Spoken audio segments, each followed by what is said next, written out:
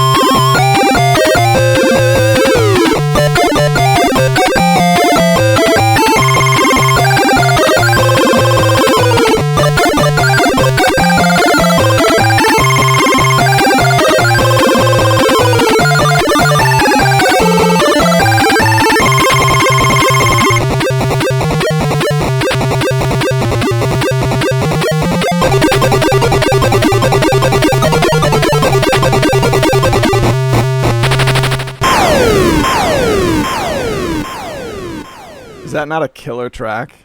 Oh my gosh. I clicked into it thinking about the old, like, you know when you play a Commodore 64 game that's been cracked? and they have those like, I don't know what to call them, those little intro scenes that hackers have left behind when they cracked the games.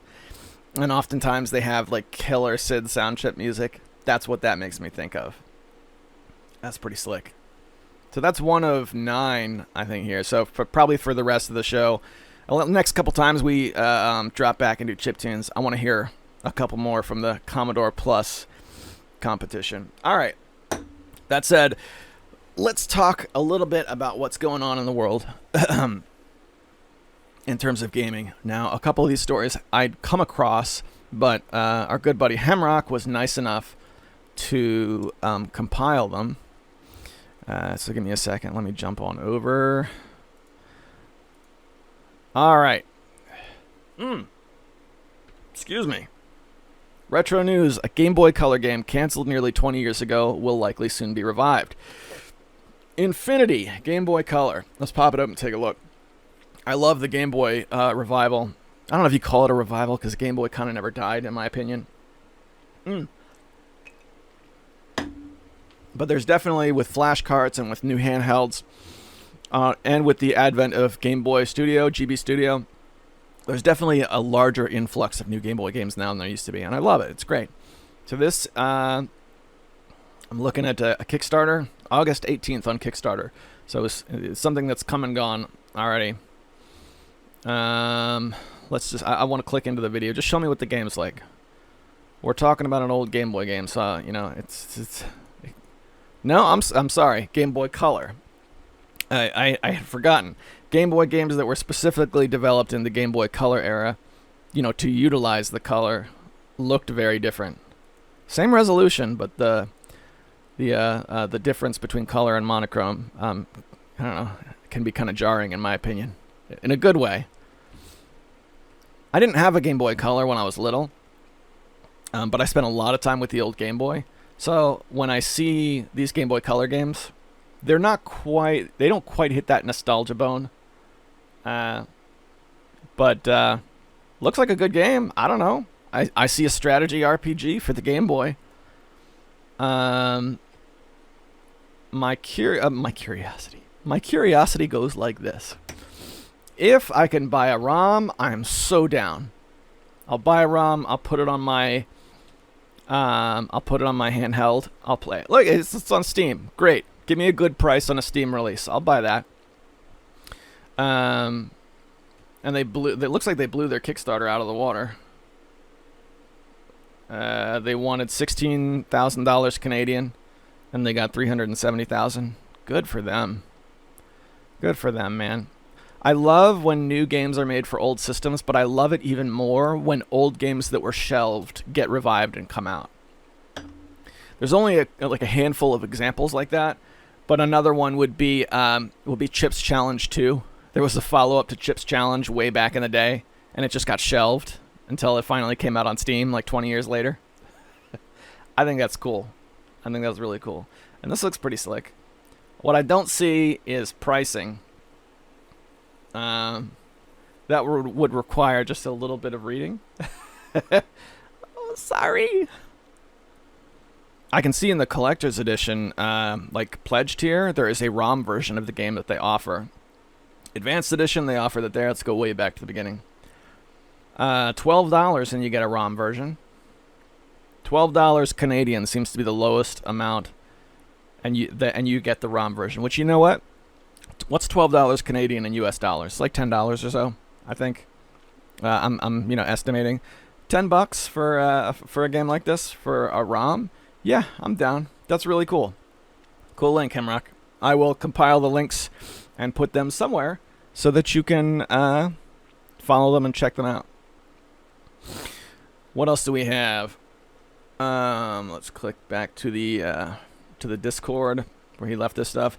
Dragonborn by Spacebot Interactive, another Game Boy game that's on the horizon. This one I don't think is one that's from back in the day. It's like a newly developed Game Boy game. Yeah, copyright 2020. New game, another RPG-ish looking thing.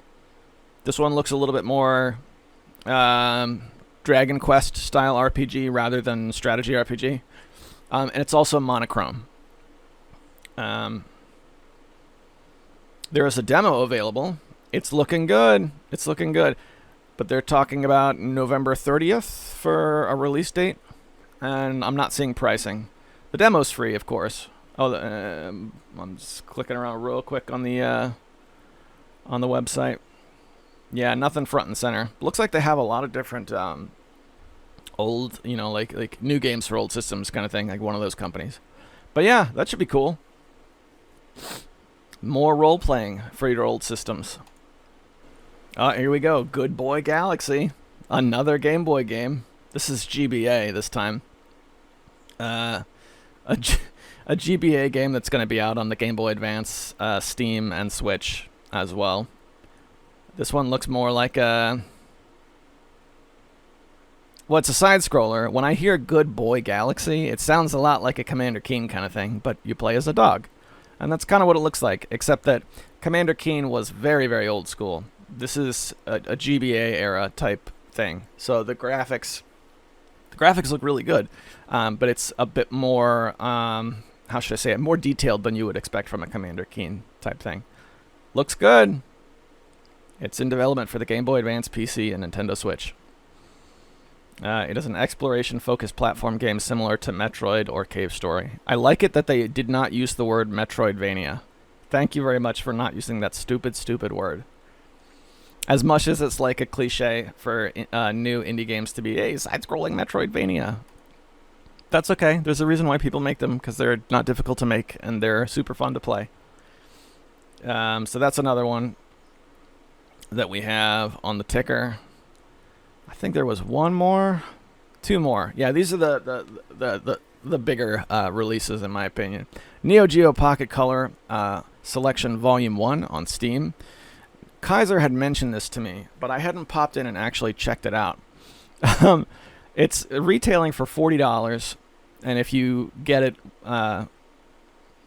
over the next couple days, then you can get it for $32. A big collection of Neo Geo Pocket games. I didn't play the Neo Geo Pocket ever, so it kind of appeals to me on that. It's a pretty hefty price. But hey, SNK Gals Fighters, Metal Slug First and Second Mission. I'd play those. King of Fighters R2. Big Tournament Golf. There's no option for borderless, windowed, or full screen. That's kind of annoying, but other than that, everything about this is great. I'd love to see more NGPC stuff on Steam.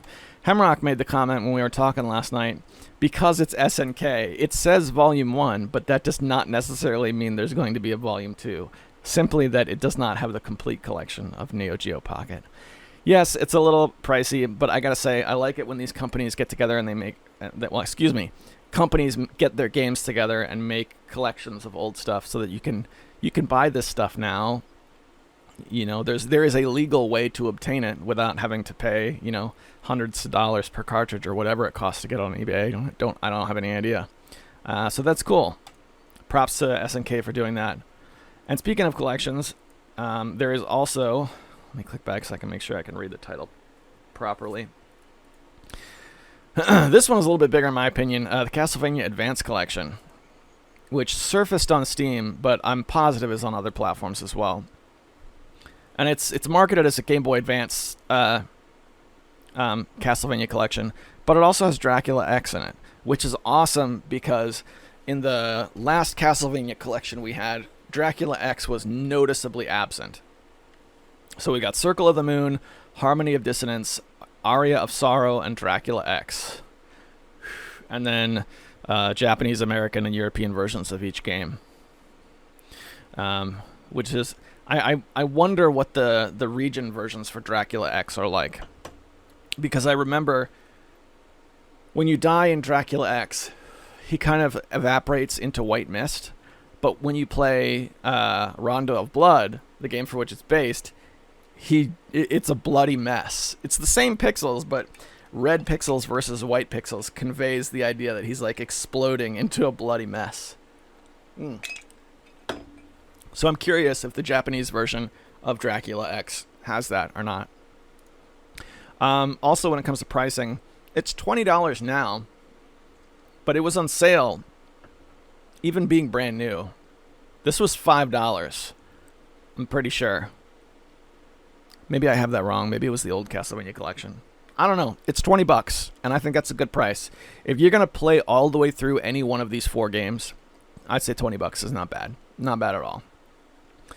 So those are a bunch of old games coming out for new systems that you can get your hands on, which are really cool. Here's another awesome story that wasn't among the ones Hemrock slid my way, but it's a product called the Thumby. Now, give me a second. I want to bring this up here.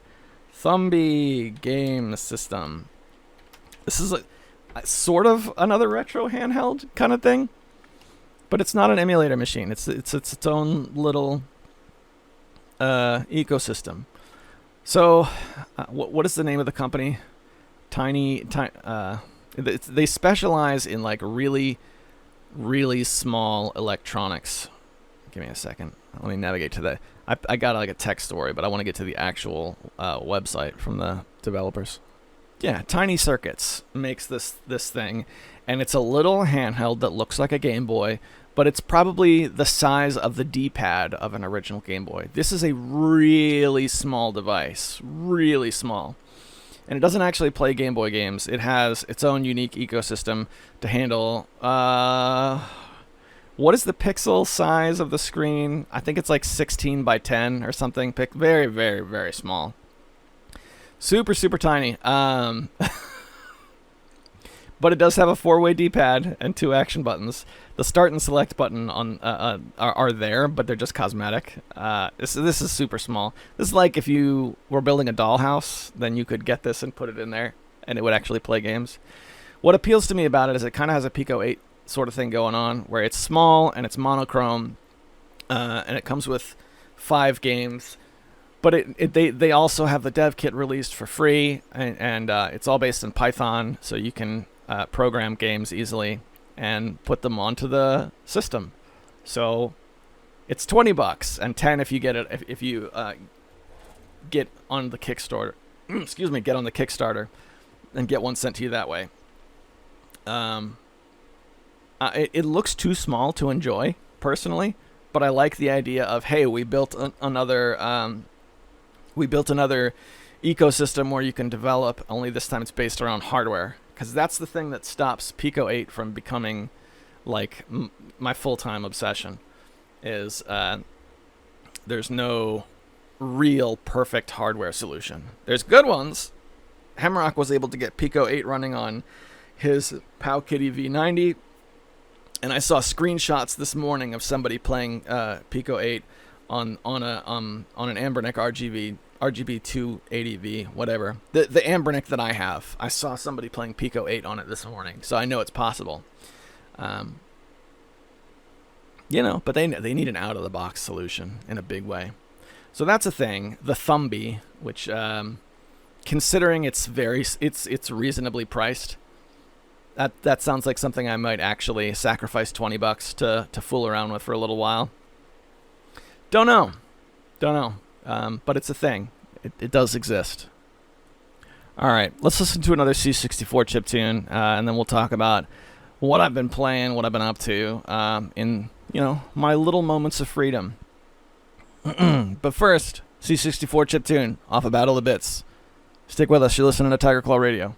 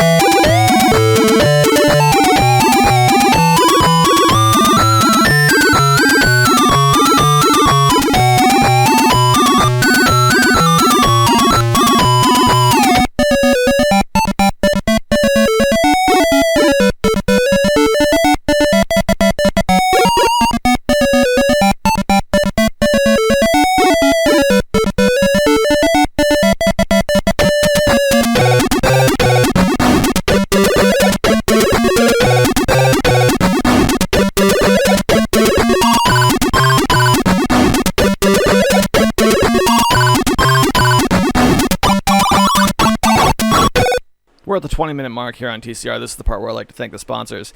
It's a Patreon-sponsored program because of these individuals. We always go the extra mile to make sure we can come back whenever possible. So, yeah. So I like to read their names off in a hall of distinguished gentlemen.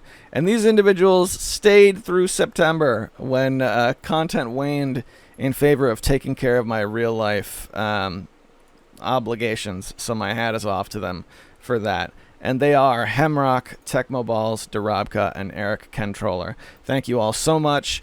Monday Night Morrowind resumes next week. This week I have a 2-hour thing of playing Hidden and Dangerous that I recorded a while back.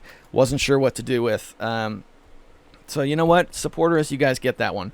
And then next week when my regular recording schedule can resume, then we'll go back to early access to the show again. Thank you all so much, and I hope you're enjoying the party. All right, so let's talk about what I was actually able to fill my time with, because I did get to play a couple games, but like I mentioned earlier, whenever I had time, I just had to do the best I could to relax and get ready for what was to come. So it made it very difficult to create content. But what I actually played, it's funny because I'm looking at this list of what I played, and it does not match up with what I just laid out. But the big one was Quake on Nightmare. Quake's an old like comfort game for me. I've played through it many times. So I played through it from start to finish on Nightmare, which I had never done. I can tell you that the version on Steam that they just recently updated, it fixed the issue where the old Quake had a problem where if you died and you didn't reload, you just kept playing from where it dropped you, then you would lose your runes or something. So and runes being like what you get for completing an episode. So if this happens to you on episode 3, then it means you have to do 1 and 2 again. This happened to me when I was trying to play through it on Nightmare a couple years ago. So they fixed that in this version, which is awesome. So I was actually able to play through it, start to finish, beat the boss on Nightmare, got the achievement because now there's achievements. Played all the way through one of the 2 expansion packs. I can't remember what it's called, but it's the one with the big mech battle at the end. Not the one with the swords that attack you, but the one with the like the lobsters. There's like scorpions that have machine guns or something. That one. Played all the way through that on Nightmare as well. It's pretty good. And I played all the way through Dimensions of the Past on Nightmare, which was crazy. Dimensions of the Past, I was able to beat it, but I had to use a code on the very last room. And I think I went through this in one of the previous iterations of TCR. But that was probably my gaming highlight of the past couple months in terms of achievements, because that was awesome. And all of those Quake Nightmare achievements have made the board on my Steam profile of like rarest achievements, which is weird because you can use codes apparently and get them very easy. So if you wanted to, excuse me, it seems like they're not that difficult, but whatever. I also acquired a game called Heroes of Hammerwatch from the Bundleverse, which was something that Swingle and I looked at together, and we played a little multiplayer. Hammerwatch is a game that we've all had in our group forever, but Heroes of Hammerwatch, they give it some procedural generation and some roguelite elements. And that made it a little bit more playable. The old game, the level design was good in my opinion, but it was also like it was really brutal. It took like a really long time to get anywhere, and the pacing was really an issue. So they fixed all that. It's not a perfect game, but I have been enjoying it, and it was in a bundle. I can't remember what the name of the bundle is, but Hemrock, excuse me, Alex Swingle is really the bundle guy, so he was able to point it out and say, hey, this is $3 or whatever it was. So I picked it up and got it, and yeah, that was pretty good. Heroes of Hammerwatch. I always treat myself to something special whenever September's over. Past couple years, it's been a synthesizer. I'm looking at my hardware synths, and a lot of that came from September. I think last year was when I got my 808 clone. Well, this year I got FL Studio, so I bought the $200 tier of FL Studio with a lot of the plugins and stuff. Haven't done anything with it yet. I got it open and I played with it a little bit, but the The point I'm making is the record label CME is a project I'm bringing back to life. I left off with 2 different compilations that were in progress, putting together a second chiptune compilation and then another ambient one. So I'm going to resume work on those this month, which should be awesome because those were so much fun to do, and I was super, super proud of what came out of them. Last thing I played this past month, another thing that shocked me was I got into League of Legends a little bit, which I'm not going to talk about in length because League of Legends is one of those things where I don't really think of it like a video game. It's its own thing, you know? Like, people who play video games but don't play League of Legends, you know? When you listen to League players talk, they use a lot of acronyms and they use a language and jargon that is very difficult to understand from outside the hobby. But then when you actually look at the game, it's even more difficult to tell, you know, what's going on. You know, it's you can look at a great play in Counter-Strike and you'll know it's a great play, even if you don't play that game. You'll see people drop, you know, whatever. League of Legends is different. I got into it just because Swingle was playing it and I wanted to play with Swingle. He would always tell these stories about things that have happened. I'm like, man, you make that game sound really fun. I tried it like 10 years ago.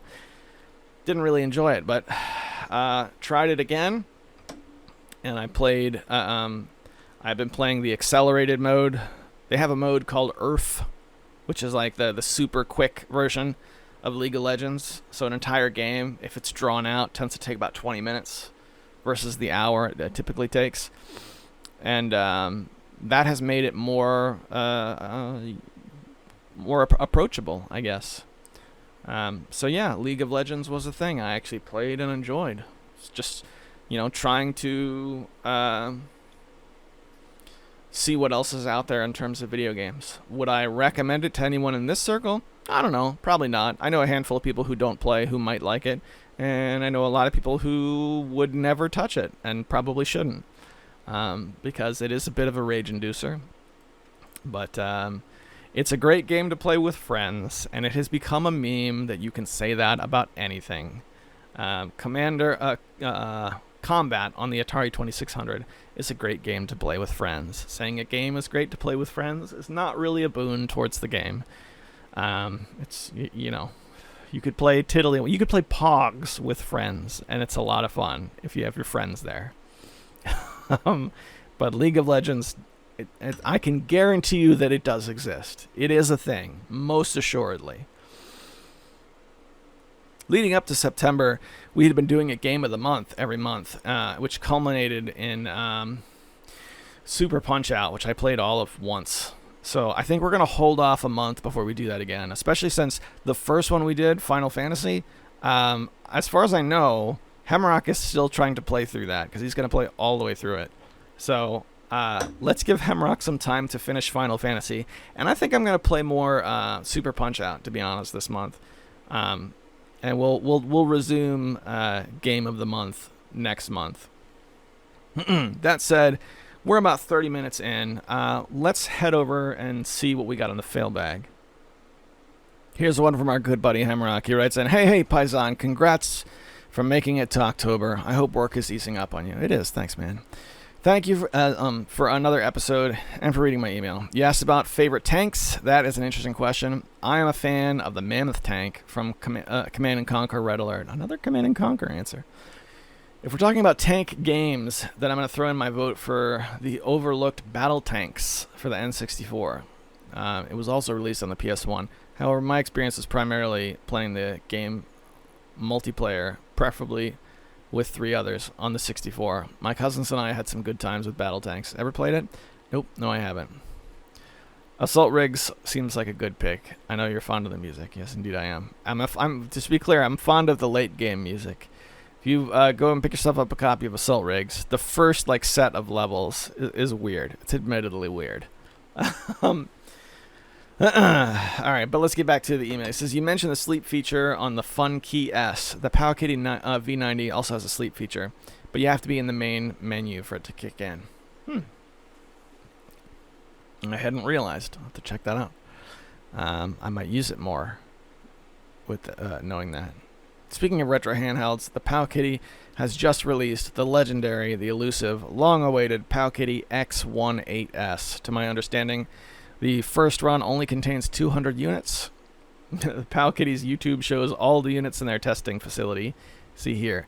I did see something that I normally don't do, and that's become an early adopter. I jumped on the X18S bandwagon and pre-ordered it, albeit the MSRP is a bit high. However, I got it for $40 off due to a sale plus a coupon that helped persuade me.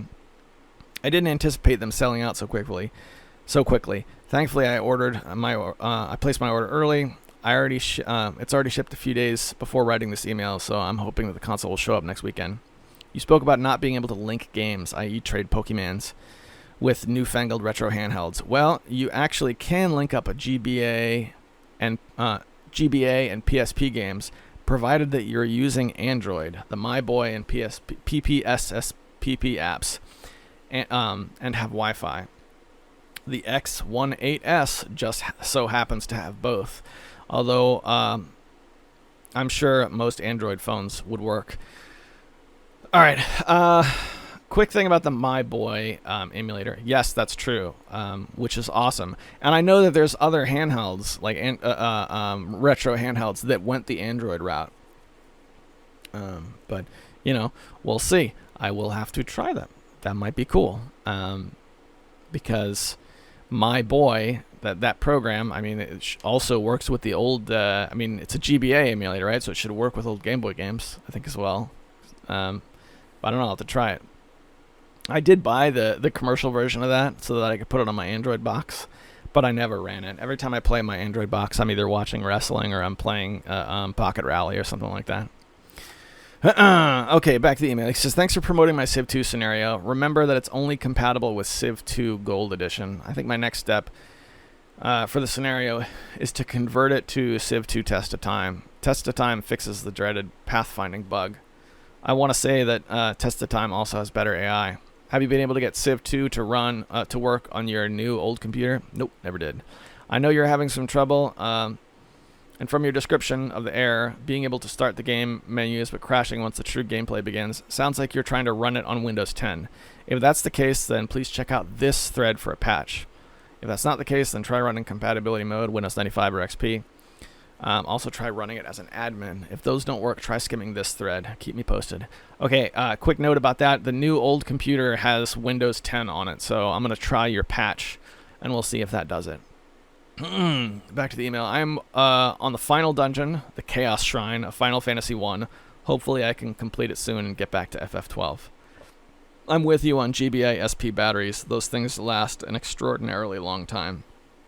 Are you interested in picking up any of the new handhelds? As you know, MagFest tickets have been delayed. What are your thoughts on MagFest? Do you ever see yourself picking up a current console? What's on your desk? I'm rooting for you. I'm Rock. Good to hear from you, man. You got some really good questions here at the end of the email, so let's do those. Are you interested in picking up any of the new retro handhelds? Yes, I am. I still have my eyes on the Odin, but I haven't settled on anything yet.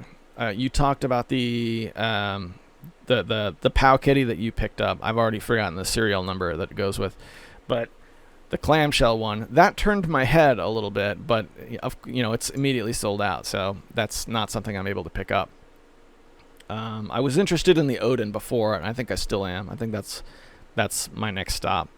I had considered getting an RG 350, like the Ambernick that I already have, but bigger, like physically larger.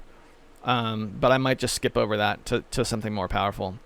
Next question is about MagFest. I'm sitting MagFest out, partly because I'm still freaked out about COVID, and partly because even before COVID, MagFest quality was declining, in my opinion. The quality was declining, and the ticket prices were going up and up and up and up, and now it's like $110, right? And it used to be $40. So no, I'm skipping MagFest. Do you ever see yourself picking up a current console? I want to see new players in the game. I don't see myself owning one of the big three companies. Sony, Microsoft, or Nintendo. My kids really want to Switch, so if I did, it would be getting whatever the Nintendo console is for my kids.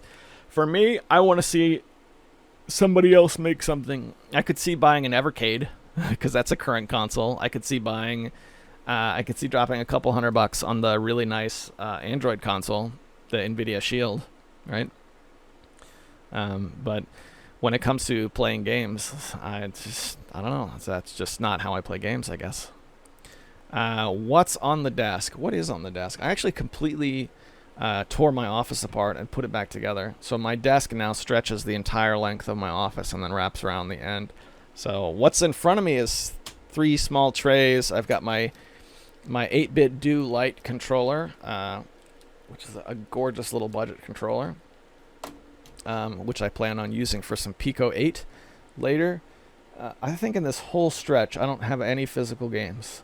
Oh, yes, I do. Way down on the other end, I have my C64 Mini, which has been shelved for a long time.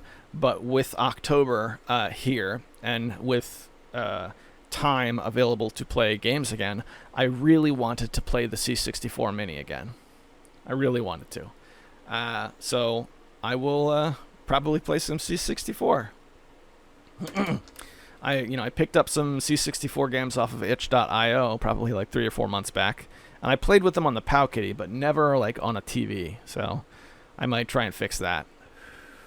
There was one game in particular called Advanced Space Battles. It was supposed to be like a 4X game for C64, a 4X space game, and it didn't work on the handheld.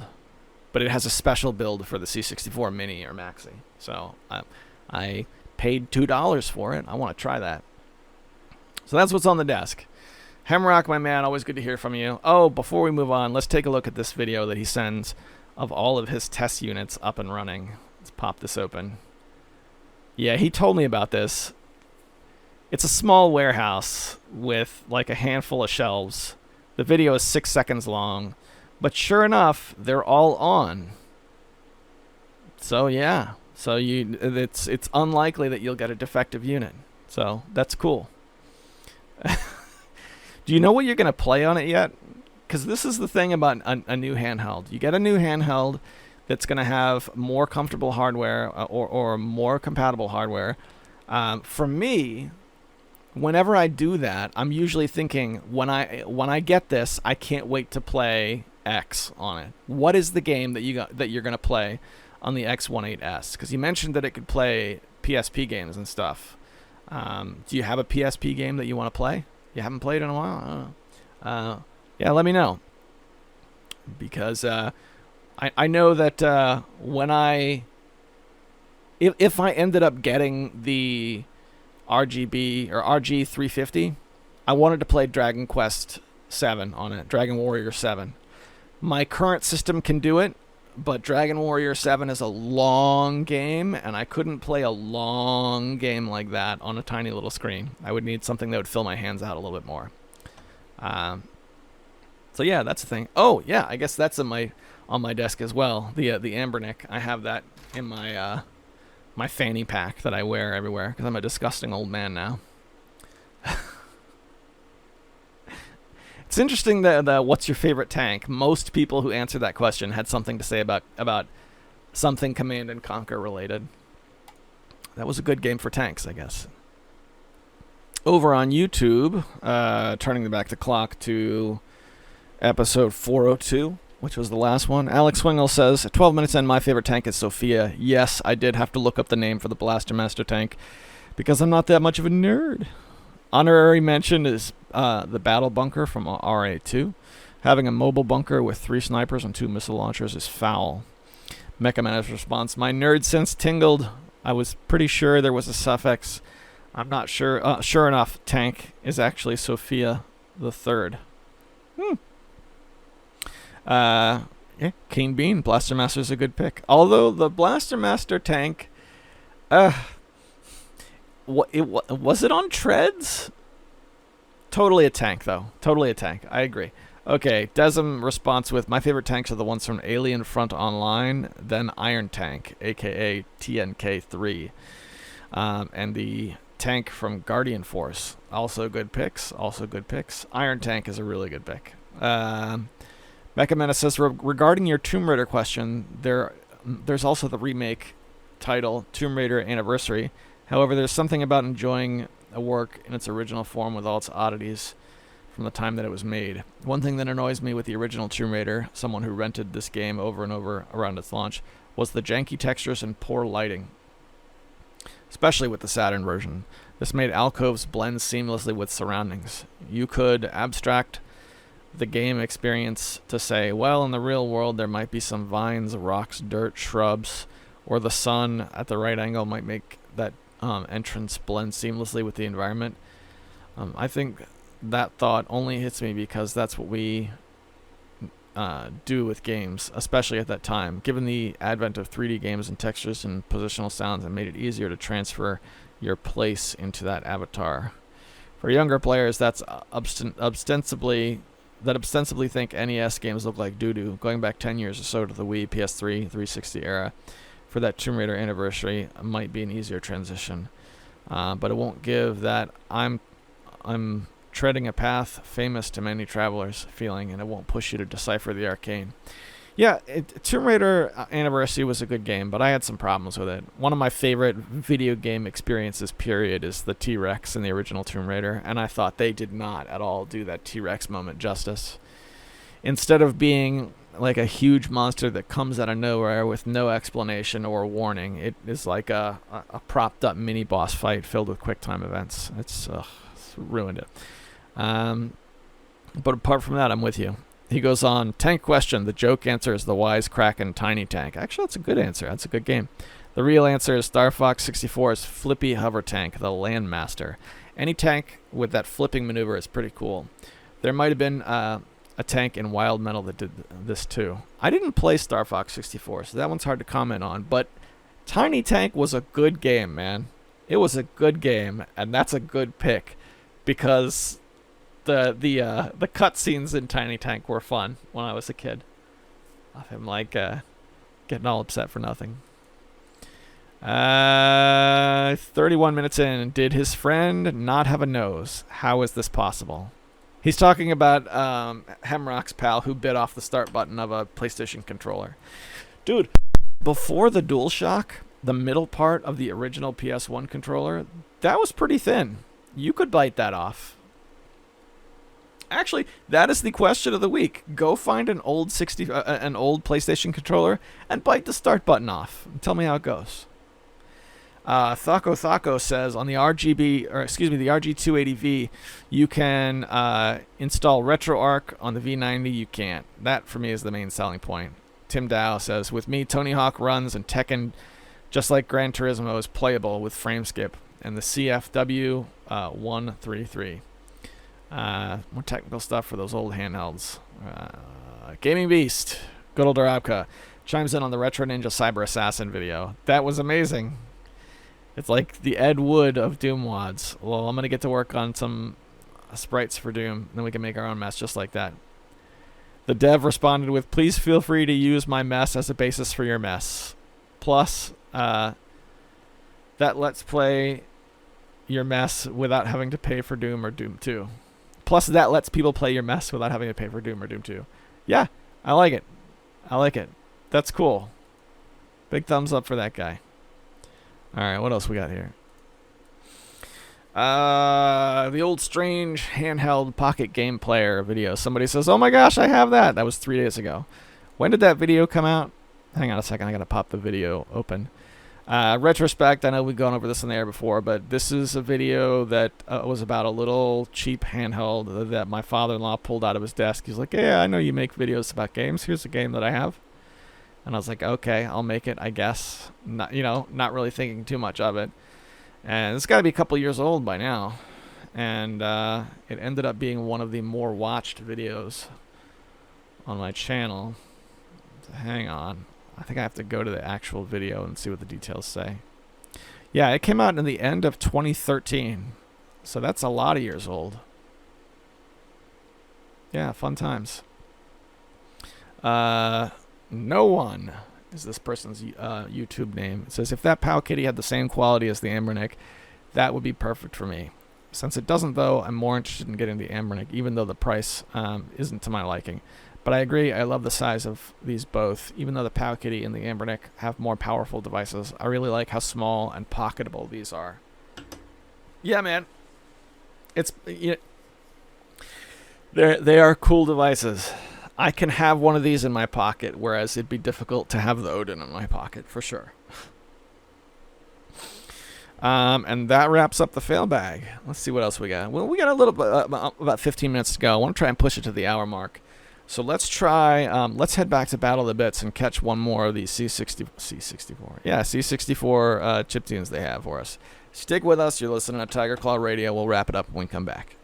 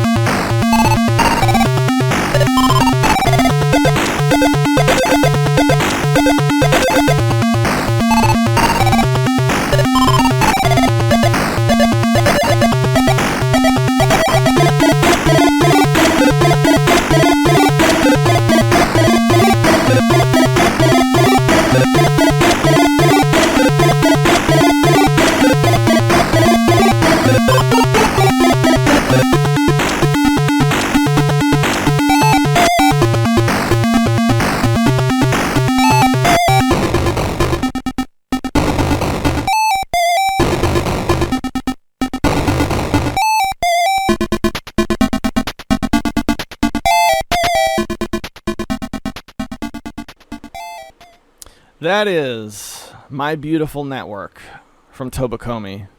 Get yourself a copy of the MP3 over at battleofthebits.org. Let them know you heard it on Tiger Claw Radio. And that's it, boys and girls. We did it. Tiger Claw Radio is back. I just want to soak that in for just a second. Whatever it is you're doing, whatever you're dealing with this week, I hope it's going okay. You know? Hang in there, do the best you can, and don't give up, no matter what. No matter what happens, make sure you're getting out of bed in the morning. Do the best you can. I'm rooting for you. I really am. I'll see you guys next week.